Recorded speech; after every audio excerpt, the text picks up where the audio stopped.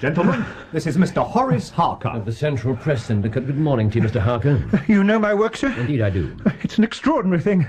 All my life I've been collecting other people's news, and now this has happened, and I'm so confused and bothered that I can't put two words together. Mr. Harker, why don't you tell these gentlemen exactly what occurred?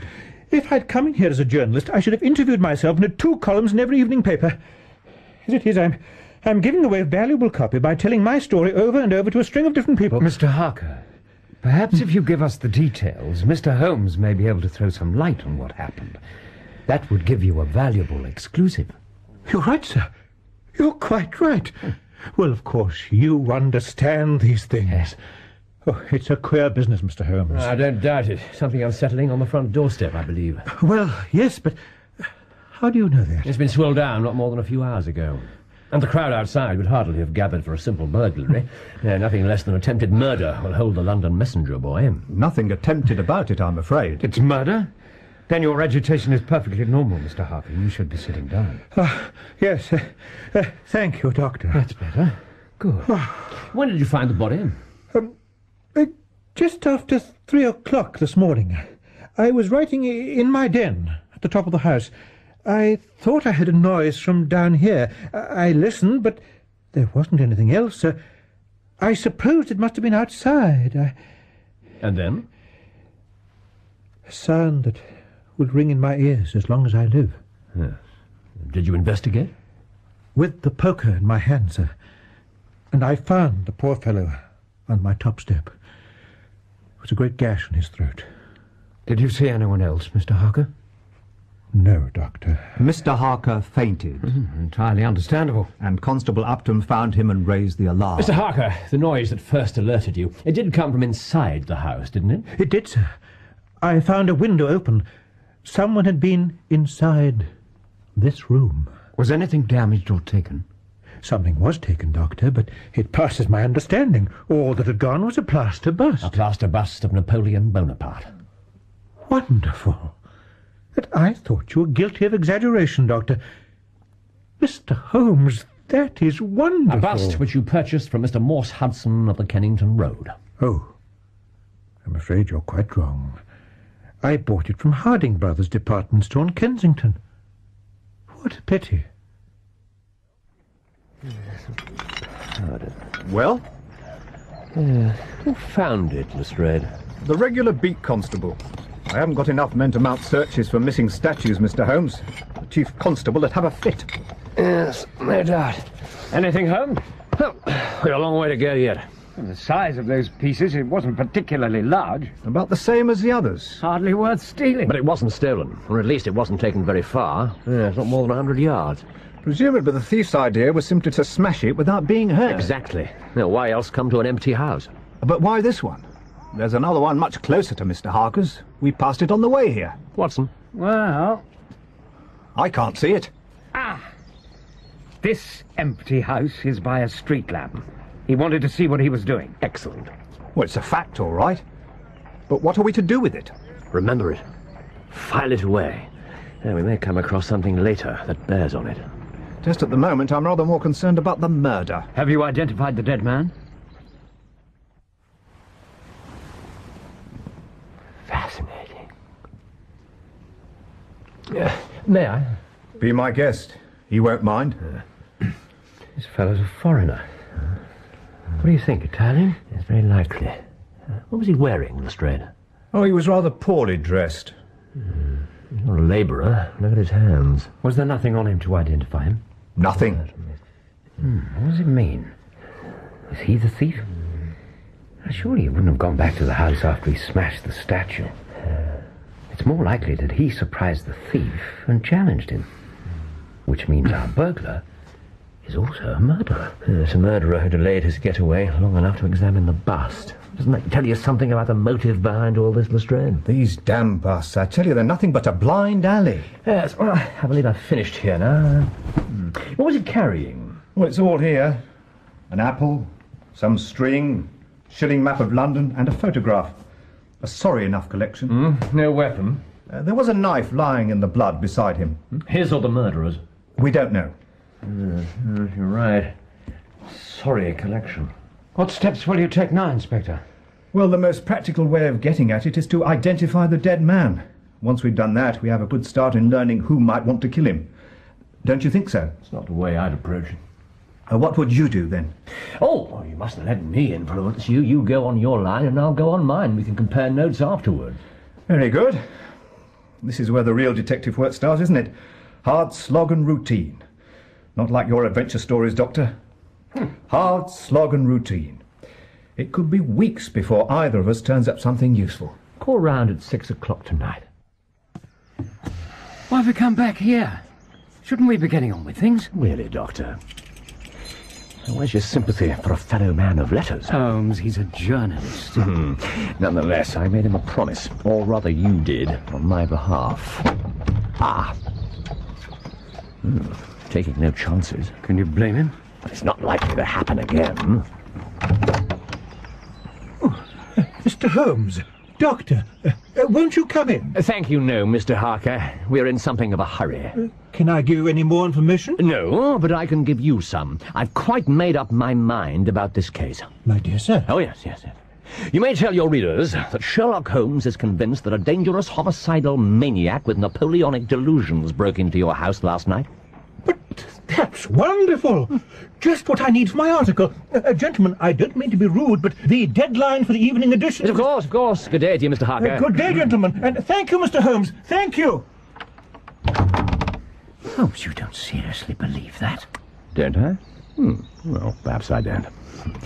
Look at the height of that window. I beg your pardon? The window where our friend got in last night. Yes, I see what you mean. Pretty inaccessible.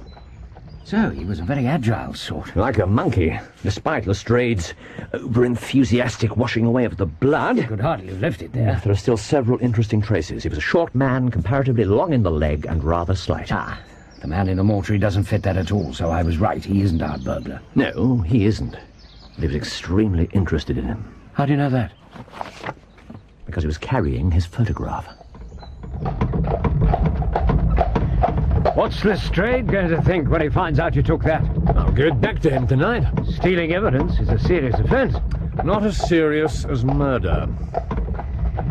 You thought that Morse Hudson was the common factor in all this, didn't you? Yes, I did. But Mr. Harker bought his Napoleon from somewhere else. Harding Brothers department store. There must be a link. We'll speak to the manager. I'm sorry, sir. Both Mr. Hardings will be absent until late this afternoon. Damn. I'm very sorry, sir. I'd like to examine your purchasing records. That is confidential information, sir. This is a very serious business, Mr. Stock, sir. I'm very sorry, but there's nothing I can do. You must come back later. Now, if you'll excuse me. Of course. Gentlemen. Damn, Holmes. Come on! What we pay rates and taxes for, I don't know, when any ruffian can come in and break one's goods. Mr. Hudson... It's disgraceful, sir. A plot. That's what I call it. No one but an anarchist would go about breaking statues. Mr. Hudson. Red Republicans, that's what they are. Mr. Hudson! Oh. Who did you get the statues from? Who did I get them from? You want to know who I got them from? Yes, sir. Well, from Gelder and Company, Church Street, Stepney. They're a well-known supplier in the trade, have been for over 20 years. How many did you have? How many? 3, sir. 3. 2 for Dr. Barnicott, and the third one smashed in broad daylight on my own counter. Anarchists, sir. Would you please look at this? What about it, sir? Do you know him, Mr. Hudson? Do I know him? No, I don't. Yes, I do, though. His name's Beppo. I never did know his surname. He did some odd jobs for me a week ago. Then he disappeared. No idea where he went. So, we know our murderer's name, at least. Or part of it. And we have him as a common factor, both here and in Kensington. Well, that's worth something. But most important, we have the manufacturer of the busts. On to Stepney.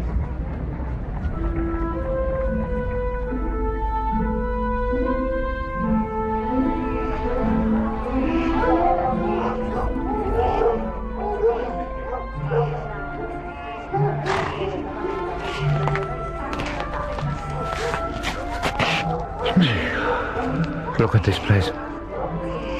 A city within a city. This isn't a city. It's a disgrace. No one should have to live in conditions like this. Let's find this factory.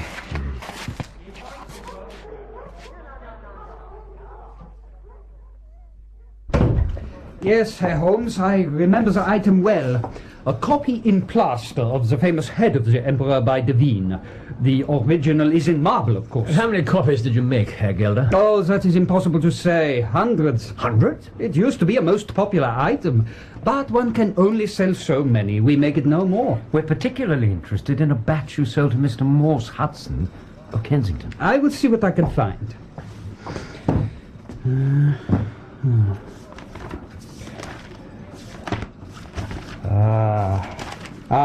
Yes, here they are.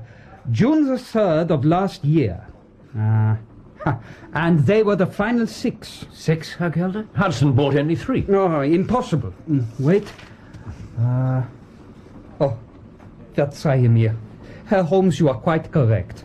A batch of 6, as I said, but only 3 went to Herr Hudson. The other 3 were made to special order for the brothers Harding. Well, thank you, Herr Gelder. You've been most helpful. Gentlemen, you are welcome. Alberto, be careful with those boxes. Oh, these Italians, they are impossible. Why do you employ so many? One must take what one can get. And for the real work, they can be superb. Do you recognize this man? The rascal, yes, indeed, I know him very well. This has always been a respectable establishment, Herr Holmes, and the only time we have ever had the police in here was over this fellow. He knifed another Italian here in my yard. Was the man killed? No, Doctor, Gott sei Dank. He lived. And this Beppo got off with 12 months. When was this? Just over a year ago. 13 months, perhaps. And where did the police catch up with him? Here, in my works. This villain led them a chase all through the building, like a monkey he was. Was he indeed? Thank you, Herr Gelder. If you are looking for him, he has a cousin who works here still. I dare say he could help. No, not a word to the cousin, I beg you. Very well. It's extremely important. This man must not be given the least suspicion.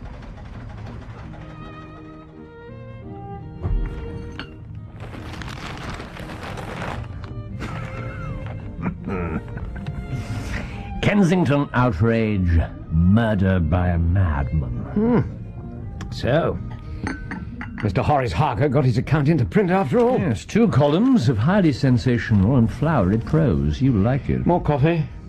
Mr. Sherlock Holmes, the well-known consulting expert, has come to the conclusion that the grotesque series of incidents which have ended in so tragic a fashion arose from lunacy rather than deliberate crime.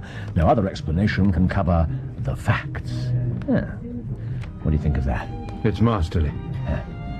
On your part, I mean. Huh. That will be picked up by every other newspaper. Our man won't have the least idea that you're onto him. The press is a most valuable institution, if you know how to use it. Drink up. Here you are, gentlemen. 3 busts of Napoleon Bonaparte at 6 shillings each, supplied by Gelder and Company, Stepney. 3rd of June last year. I'm afraid they're all sold now. Do you know who the buyers were, Mr. Harding? I can very easily tell you. I pride myself on keeping meticulous records, Mr. Holmes. As do you, I dare say. Here we are, June and July. Now... Wait, Mr. Harding. Mr. Holmes? May I see the index finger of your right hand? My dear sir. It is of some importance. Very well. Yes, as I thought. Thank you. Now, the names and addresses, if it'd be so kind. What a pity you didn't recognize the man in the photograph. Well, I'm afraid real life seldom as neatly ordered as Mr. Harding's record books. But there are certain to be several Italians on the staff, or cleaners and so forth, ideally placed to take a look at the ledger. And recently, too. Which is why there was no dust on its top edge to be transferred to Mr. Harding's finger. Am I right? Entirely. Well done. I can see that the Italian thread runs right through this case, but I still don't understand where the Napoleon busts fit in. The material they're made of is far more important than their subject. Please, none of your cryptic clues. I think I prefer being told nothing at all. What is it? The doormat. A left boot mark with an inward twist. Unmistakable.